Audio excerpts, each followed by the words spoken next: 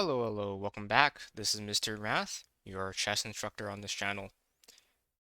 This video is going to be lesson 2 of Chess 101, an introduction to the game, where we're going to go over some other rules of the game that we didn't cover in lesson 1, including the win conditions of the game. Before we start with the rest of the video, however, we're going to first go over last week's puzzle. If you recall, this puzzle was, with you playing white, in 4 moves, capture all of black's pieces. So how do we go about doing this?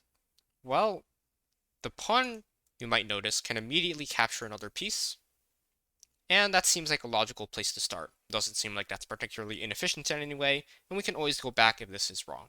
So let's capture this piece.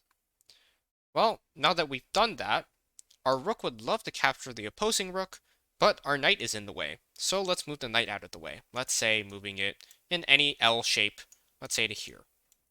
That would enable us to move our rook to capture our opponent's rook. However, now we've used 3 moves, and you might have noticed, our knight is not capable of capturing the bishop from this far. So let's rewind back to here, and think about what other moves we could have made. Well, instead of moving the knight in an L shape backwards, we could have moved it forwards. So, knight to c5, that would be our second move. And now, with 2 moves left, we see we have 2 moves that would be able to capture both of black's pieces. So the knight moves in an L shape to b7, and the rook captures in a straight line to e8. Good job if you got that. And now let's move on to lesson 2. We're going to first start with how to set up the board. If you're playing online exclusively, then the board will automatically be set up for you, so feel free to skip this part. However, if you ever plan to play in person, then this part will be important. This will also be important if you plan to play any special game modes where the board may be set up differently. Let's begin with the board itself. On most boards, you'll find letters A, B, C, D, E, F, G, and H, as well as numbers 1, 2, 3, 4, 5, 6, 7, 8 on the board. You'll want to set up the board with a light colored square in the bottom right and in the top left, and a dark one in the bottom left and the top right. If you can't remember that, the easier way to remember is that the A through H should be on the columns, and 1 through 8 should be on the rows. White will be playing sitting on the side of the numbers 1 and 2. Black will be playing and sitting on the side with the numbers 7 and 8. Now that you know how to set up the board and which orientation to put the board, now we can get started on the pieces themselves. As you may remember from pawn movement, pawns for white start on the row 2, pawns for black will start on the row 7. So let's place that in here.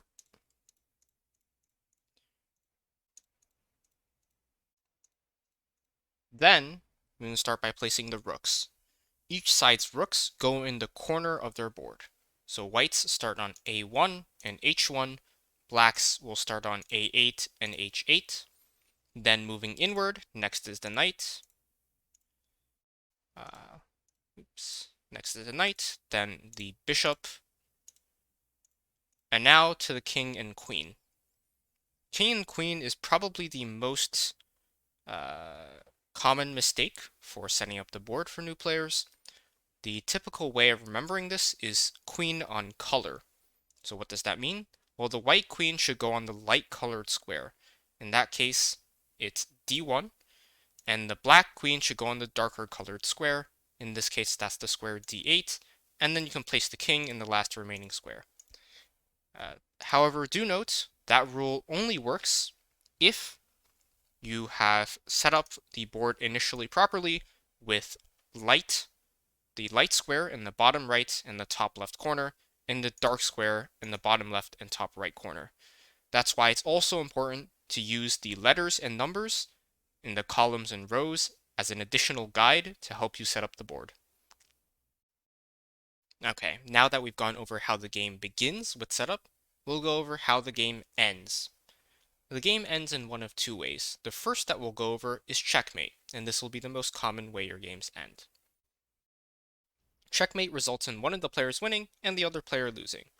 The player who wins does so by making a move which attacks the enemy king and leaves them with no legal squares to go to. You may recall in a previous lecture that when the king is attacked, you must move it or block or get rid of the attacking piece such that your move puts your king out of danger. We covered a similar concept earlier where we said that the king could not move, you could not make a move that put your king in danger. And that's kind of the reverse concept here. If you are going to make a move, it has to put your king out of danger if it's currently in danger. However, when that isn't possible, when there are no moves which remove a king from danger, then that king is said to be checkmated and the game is over. In this example, with white to move, white may move the queen from f6 to e7, recalling that the queen is capable of moving like a bishop and a rook combined.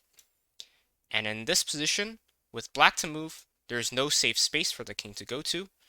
Going anywhere outside allows it to be captured by the white's queen, and if it attempts to capture the white queen, it can be taken by the white king.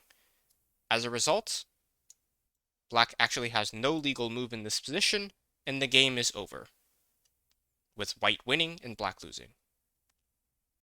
However, not all games end with checkmate. Some may end with stalemate.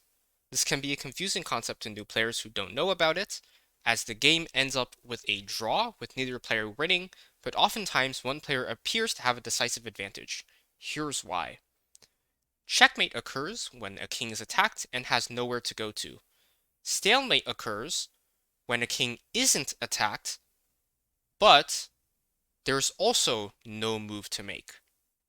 In this position, for example, let's flip the script, and instead of it being white to play, it's black to play. If black attempts to move the king forward, it can be taken by the queen. Same deal if the king moves to one of the sides. If the king attempts to step forward and diagonally, white's king can cover both of those squares. As a result, in this position, with black to move, black has no legal moves, as all moves would put the king in danger. However, the king is also not currently under attack. This is called stalemate, and even though white is up an entire queen, this is considered a draw, because the king is not attacked, but there is also no move that can be made. Note, however, that if there were even one other piece on the board, let's say a pawn on a5, instead of moving the king, black would be permitted to move the pawn forward, and as a result, this would not be stalemate, so black could move the pawn here, and then we would result in this situation of checkmate we talked about earlier, with white being able to checkmate the black king. Alright, let's try a puzzle to see if you remember what you learned about checkmate and stalemate. Let's start with checkmate. In this puzzle, suppose you're playing white. You're up a lot of material, you've got 2 rooks and a bishop for just a rook from your opponent. Your goal is to achieve checkmate in 1, hence why the puzzle is mate in 1. There's only one move in this position that does it. Can you find it? Pause the video if you need to, take your time, and unpause when you're ready. Alright. Hopefully you arrived at the correct answer, which is to move the rook to g8. As you may remember, rooks can move vertically and horizontally any distance, and this is checkmate. Let's look at all of black's potential moves to see why. Firstly, the king is blocked by its own rook on b7, and so it cannot move there. It cannot move to a7 because it's covered by the enemy king, and it cannot move to b8 because it's because the rook would still be able to attack it there. Okay, but what about black's rook on b7?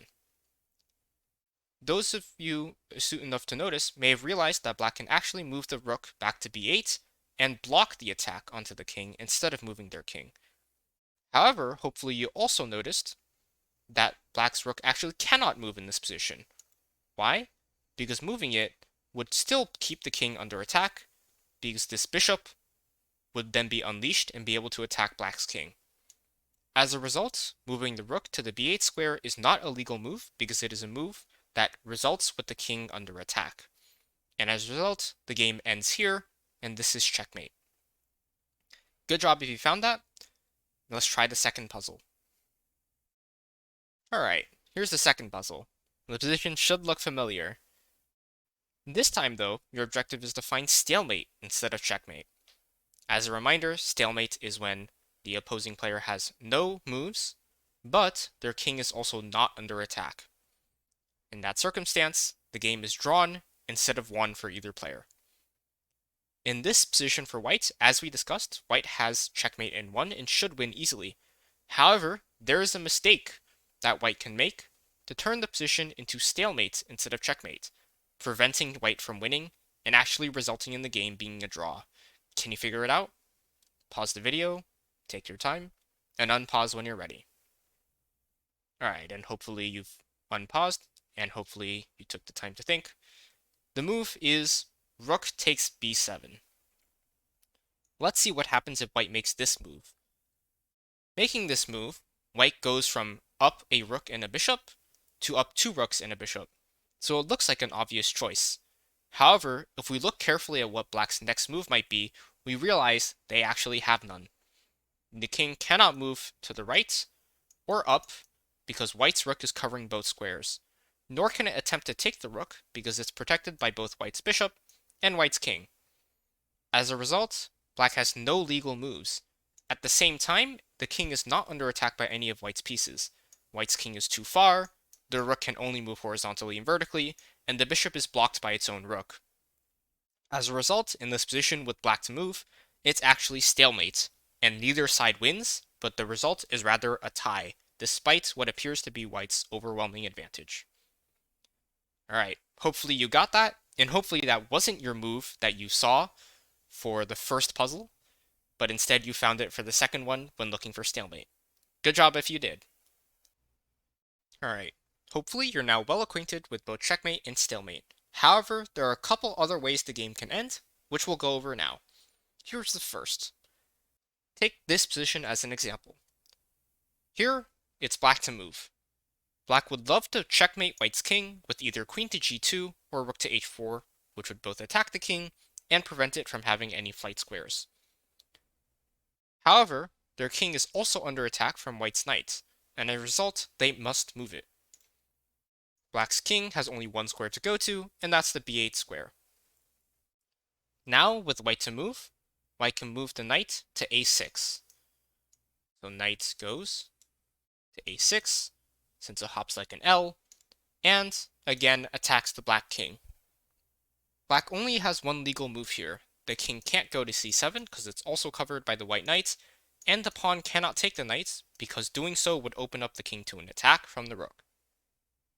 As a result, black can only move the king back to a8. White may now again move the knight back to c7 to re-attack the king. Black again has only one option. White can repeat this attack, and we've discovered that we are now in an infinite loop of white attacking black's king. If this same position repeats 3 times, which white is heavily incentivized to cause, as they would lose if they did not repeat this position, then we have the rule called threefold repetition.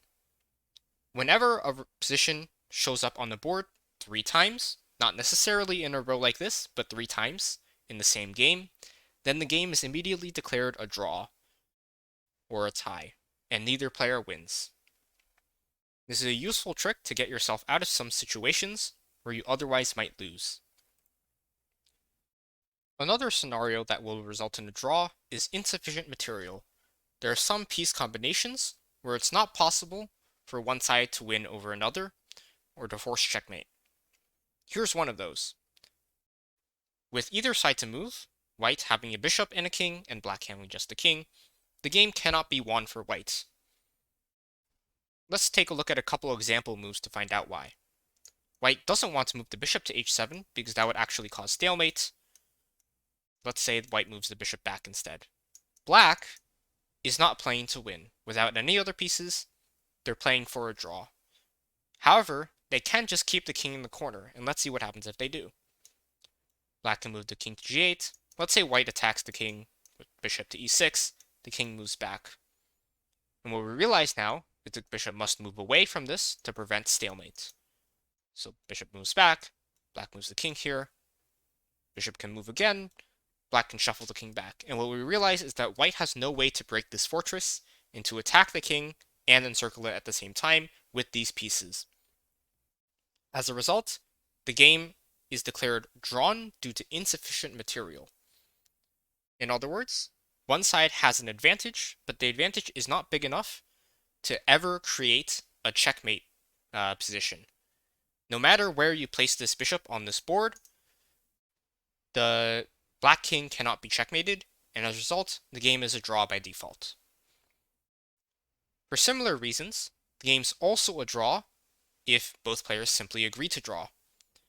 After all, being forced to play out a position that both sides consider impossible to win would be quite unfun, and so both sides may agree to a draw with each other. For also similar reasons, if 50 consecutive moves are played where neither player has moved a pawn or captured a piece, the game is also automatically declared a draw, as it is assumed that the game is not progressing. And finally, point values. Although unofficial, most players use point values as a way to determine whether or not they're currently winning or losing in a game, and it's a very useful thing to learn. Although the game is not technically over until the king is checkmated or stalemated, or one of the other draw situations occur that we just discussed. Point values can serve as a useful benchmark to determine which side has the advantage and how each side should be playing. Pawns are worth approximately 1 point. Knights and bishops are both worth approximately 3. Rooks are worth approximately 5. Queens are worth approximately 9. And of course, the king is infinite.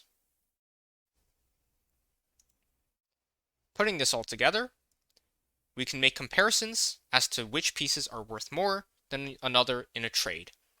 For example, if white would trade a knight for a pawn, that would be an unfavorable exchange for white and a favorable one for black, as the knight is worth more than the pawn that it's being traded for. Similarly, a rook is worth more than the bishop, so if there's an opportunity in the game to use a rook to take a bishop, and the opponent can take the rook back, well, that's not really a good trade to make. On the other hand, if you can sacrifice a pawn to take an opposing rook, that would be a valuable trade, 1 point for 5. It would be beneficial for the side only losing a pawn. Alright, let's do some puzzles to see if you got those concepts. Let's pretend this time that instead of playing, you're actually a judge at a tournament. You see some players raise their hand and go over to check what's going on, and you see the following board on the position, with black's pawn going this way, and white's pawns going this way on the board. As you approach the table, white explains to you that they believe the position should be declared a draw. Black, however, disagrees. Who's right, and for what reason? If it is a draw, why? If it's not, why not? This one might be difficult, so pause the video to take the time if you need to, and unpause when you're ready. Alright, hopefully you paused, unpaused, and have a result in mind. Hopefully, you say that the position isn't drawn. Let's go over why. And let's go over all the ways that the game can end. First, is this position checkmate? No, white's king is not under attack, black's king isn't under attack regardless of whose move it is, neither king is under attack. Is it stalemate?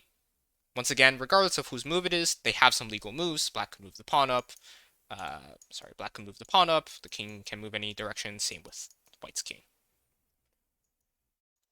Okay, so it has to be one of the special rules that we talked about. Let's go over each one at a time. Is it threefold repetition? Well, the players aren't telling you whether or not some moves were made before this. We can assume there haven't been. And white didn't claim perpetual, so or didn't claim the same position was repeated 3 times, so we'll ignore that. Have the players agreed to a draw? Well, clearly not. Black is saying it's not a draw, that they haven't agreed to one. And For similar reasons to dismissing the perpetual, neither side has claimed that 50 moves have been played. In addition, there's a pawn that can move at any time. There is a good chance it has been moved recently, or a different pawn was moved recently. Okay, so the interesting one to go over is insufficient material. Remember, the game is automatically drawn when there are not enough pieces on the board to force a checkmate. You may have thought that the position is a draw. Why? Well, a king and a pawn is not enough to checkmate a king. To show that, we can move around the pieces any way we like. Let's say we put the king in the corner. Usually the corner is the most compromising position since there are the least number of squares that can be moved to. And let's say the king is boxing in this king. Is there anywhere we could put the pawn to checkmate the white king? Well, there's only one place that would check it at all, and that's here on b2. But white's king can still move to b1 here. Similar story if we try to box in this way instead. Well, there's only one place to put the pawn, that's on b2, and the king can move upward. So the game isn't a draw, or the game, sorry, cannot, the king and pawn cannot make checkmate against the king. So why did I say it's not a draw? Well, if you think back to lesson 1, there's a special move in play here. What happens when pawns get to the last rank of the board? That's right, they promote, and in promotion, the pawn can become any piece, which means that black could potentially get the pawn all the way to the first rank, and could potentially make a queen or a rook, which would be sufficient material to create a checkmate. So let's pretend there's a queen here, and let's go back to the previous scenario. Well, now there are a lot of spaces the queen can be that would be checkmate. If we place it in the same spot as the pawn, for example, this time it covers all of white's escape squares. So in this position, either side to move, this is not automatically a draw. According to the rules, the player would still have to play it out because black can still promote the pawn and black can still achieve checkmate. So hopefully that was the conclusion you arrived at as well. Let's go on to the next puzzle. Alright, here's our fourth puzzle. This is a very common position arising from the opening. You might run into it in your own play. Here, with white to move, white's knight can legally capture the pawn on e5. The question is, should white do so? In evaluating it, look primarily at the point value of the pieces in question, and whether or not it is worth it to take the pawn, and what black's move in response would be. Take your time, evaluate the position, pause the video if you need, and unpause when you're ready. Alright. Hopefully you've come up with a response that it is not worth it to do so. Let's see why. White can capture black's pawn on e5, and as a result, be up 1 point of material. However, we have to look at what black's response would be. Black's knight can also capture on e5 here, so after white makes their move, black will make their move in response, capturing the knight on e5. White lost a knight, black lost a pawn. As you might recall, a knight is worth 3 points, and a pawn is worth 1. So in evaluating whether this exchange would be worth it, you have to realize white lost 3, black lost 1. Therefore, black came out ahead in this exchange. Alright, finally, as usual, we'll be ending the video with a puzzle to take home that we'll go over in the next video. Here, regardless of who's to move, both sides have a checkmate. This position is from the very famous game Steinitz versus von Bardeleben, and this game was a very interesting game if you'd like to look it up. There are records of it because it's a very good game for instructional chess. Regardless of who's to move here, both sides have a checkmate in 1 turn. It's your job to find, with white, what would white's move be for checkmate in 1? With black's move, what would black's move be for checkmate in 1? Alright, good luck, and I'll see you next week, where we'll be graduating from introductory chess and moving to beginner chess. I'll see you all then.